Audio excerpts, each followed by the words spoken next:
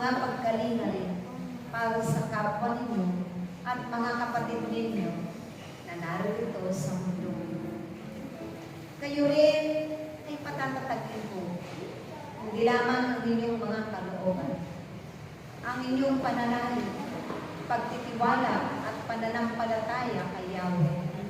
Dahil kailanman, palagian ninyo akong sinusundan sa lahat ng oras at sandali na kayo man kahit walang mga alalahanin, walang mga pagsubok na nararanasan, subalit ako pa rin ang buka ng inyong mga labi, ang buka ng inyong mga bibig, dahil ang lahat ng iyan ay aking kalooban.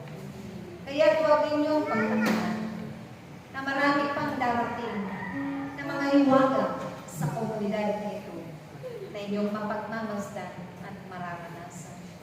Marami pa akong igaganting pagpapala sa bawat pagpapagali ng mga narito na aking mga anak dahil ito ang aking kalooban.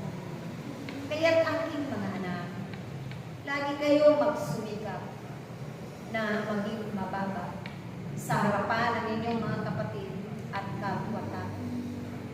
Magsumikap kayo na laging mag-aral sa aming salita. Nahihirapan man kayo sa inyong mga buhay minsan. Dumaranas kayo ng kakulangan. Subalit akong siyabe ang kapuluan ng lahat ng iyon. Huwag ninyong alalahanin ang mga bagay na iyan aking mga anak.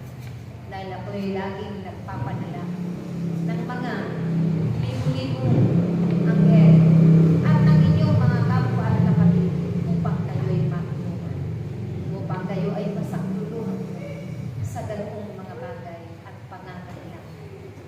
Sa araw-araw ng inyong mga buhay, ako'y nakatungay magmula nang imulat ninyo ang inyong mga mata, kung ano ang inyong mga ginagawa, kung ano ang inuusal ng inyong mga labis at ng inyong mga bibig, kung ano ang inyong iniisip, dahil kay Yahweh, walang-wala kayong mahigilin at manumagay.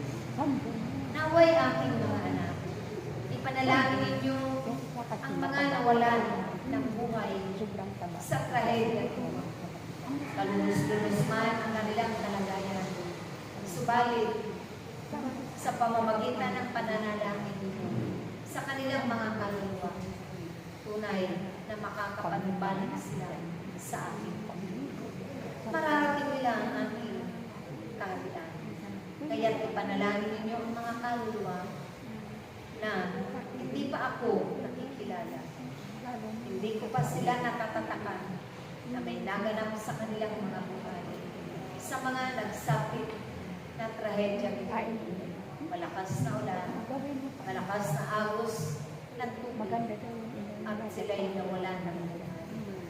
Kaya't aking mga anak, anuman ang dumarating na aking pinahihintulutan na iba't ibang salo, tunay na ipanalangin ang lamang ang inyong mga kapatid at kapwa-tao. Dahil hindi nyo patid kung anong magaganap. Maraming magaganap pa ang mga anak. Subalit ang lahat ng ito ay inyong maitataboy sa wika na makalangit. Sabay-sabay kayo sa oras na iyon na aking itinanggal at nakatitiya kayo ng kaligtasan. Hindi lamang ng inyong bayan, hindi lamang ng inyong mga tahanan, ng lahat-lahat ng tahanan na siyang maitataboy lahat ng salot na yan sa kanilang mga buhay. Kaya kayo man ay huwag malilinlang. Huwag kayong malilinlang ng kalaban. Lagi ninyong ituon ang inyong mga puso't kalooban kay Yahweh. Kay Yahweh lamang. Kay Yahweh lamang. Dahil ako rin ang inyong dakilang kalaban. Ako ang magkakaloob ng mga himala ng kagalingan sa bawat karamdaman. Gaano man kabigat yun na mga pasanin at mga suliranin at pagsubok na samot-sabi, ito'y aking papaw. Naway aking mga anak, magalak kayo. Na Yahweh na namamahala sa mga buhay mo sa kasalukuyang panahon na napakahirap ng pagdaraanan ng bawat isa. Subalit kayo'y magaan lamang. Inyong dalhin ang lahat ng ito. Magaan lamang ninyong pasanin ang lahat ng ito sa pamamagitan ng aking mga. Ako'y nasisyahan at natutuwa kapag inaawit ninyo sa aking harapan ang dambana ko, ang awiting iyon na salmo na aking itinakda. Ito'y umuugoy sa akin. Pandig. Unay na umaabot doon sa akin ka. Umuugoy sa aking pagpapahinga na naipipikit ko ang aking mga mata sa napakagandang awiting. Sa napakagandang salmo na aking nadidinig aking mata. Kaya ipagpatuloy ninyo lagi yan. Hindi kong pinagsasawaan at naway kayo din. Hindi ninyo pagiginawakan. Galapin, tukdin, hanggang sa mawalang kayo. Sa ito ang aking kalooban sa inyo. Hindi mahirap kung kayo'y nasa piling niya. Hindi mahirap ang inyong magiging kalagayan. Marami kayong mararating na bansa. Dahil ito'y aking ipapangalanan upang sila man ay makapakinig na rin ng mga kapahayagan. Dahil ang panahon ito, ako ang kanilang kailangan dito sa kanilang mga buhay. Akong si Yahweh, akong si Yahweh, akong si Yahweh, aking mga anak. Mahalin ninyo sila kahit hindi man kayo hindi. Paglingkuran ninyo sila, gaano man kahirap. Dahil ako'y naroon, pagagaanin ko ang lahat ng inyong mga tungkulin upang ang tagumpay ay sasaluhin tulad ng aking utong. Mahirap man ang kanyang dinanas. Napakasakit sa kanyang pisikal na mga naranasan. Subalit ang lahat ng ito ay kanyang napagtagumpay dahil sa pag-ibig niya sa lahat sa iyo. Kaya't pag-ibig ang inyong laging ibahagi doon sa mga napupul sa inyo, sa mga umaalipusta at nagpaparatang ng walang katarungan, sa mga umuusik sa inyong lahat.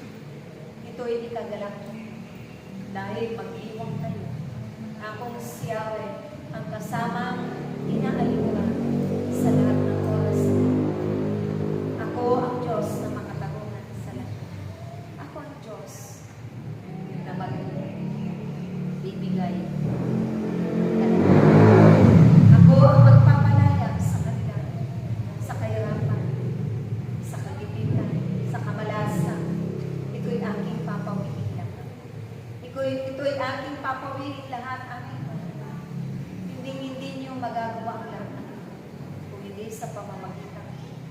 Kaya daragdagan ko pa na mag-alab at mag-alab ang inyong pag-iibigan sa isa't isa na aking mga liha sa sanglibutan. Hindi man ninyo kaano-ano na ipapanalangin ninyo at naiibig. Hindi man ninyo kalagi silang ay ibig at ipinapanalangin. Hinihingi ng kapatawaran sa aking Panginoon. Ganoon nga aking Panginoon. Ipagpatuloy ninyo ang ganung kagabutan upang akong si Yahweh ay mananatili sa pusong kalooban. Akong si Yahweh ang mangingibabaw ang aking kapangyarihan at pag-ibig ko sa lahat. Akong si Yahweh ang magbibigay katapusan at tutulukan ko ang mga kaguluhan upang hindi yan makarating sa inyong bayan, sa inyong bansa. Akong si Yahweh ang magbabago sa bawat puso ng mga namamahala sa inyong bansa. Ganun din sa ama ng inyong bansa. At sa kanyang mga kasamahan upang mapanuto sila din sa kanilang mga buhay. Aking mga anak. Kaya't aking mga anak, hawakan ninyo at panghawakan lagi ang aking pangako. Ang pangako ni Yahweh dahil kailanman hindi mabibigay ang nasa piling ni Yahweh. Si Yahweh lang. Si Yahweh. Si Yahweh lamang. Kaya maraming salamat aking anak na pinagkatiwalaan na aking tagapagpastor sa kawa. Lubos-lubos ang iyong pag-itira. Lubos-lubos ang iyong pagtitiis at pasakit na naranasan. Malao ng panahon. Subalit narinig ka, nananatili ka sa iyong mga kapatid upang sila ay tukunin, gamayan at pagbayan tulad ng aking pagpapatubay sa bawat isa sa kanila. Maraming salamat, anak. Ahaba pa ang iyong buhay. Dahil marami ka pang paglilingkuhan at gagabayan tulad ko. Madulas ka. Kung si Yahweh ay nananatili sa inyong Madulas na ka aking dyan. akong si Yahweh lamang ang aking magmahal. Akong si Yahweh lamang ang inyong tatawagin. Akong si Yahweh lamang. Wala nang iba na kayong paglilingkuhan. Akong si Yahweh lamang. Akong si Yahweh lamang. Akong si Yahweh lamang. Praise Yahweh.